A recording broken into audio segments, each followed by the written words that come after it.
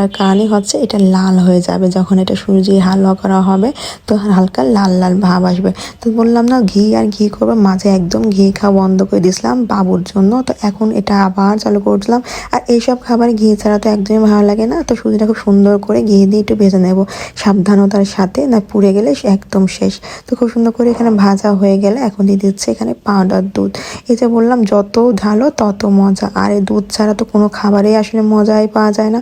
তো এখন হচ্ছে এটা দিয়ে আবারও সুন্দর করে একটু ভেজে নেব। অনেকে আছে যারা রাতেই সব কিছু করে রাখে, কিন্তু আমার কাছে ওই যে একদমই আনন্দ লাগে না। আমার মনে হয় দিনেরটা দিনে করাই ভালো।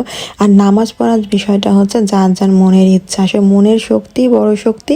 যতই ক্লান্ত থাকে না কেন, মনে যদি বলে যে আমি আজকে এটা করব, তো এটা করবোই ইনশাল্লাহ। তো এভাবেই আর কি, তো দিনেরটা দিনেই আমার কাছে সব কিছু ভালো লাগে। আসে পরবেরটা পরবে আর কি, বলতে গেলে আগে করে রাখলে জিনিসটা বাসি বাসি লাগে। তো এখানে দিয়ে দিলাম বাদাম কিশমিশ দিয়ে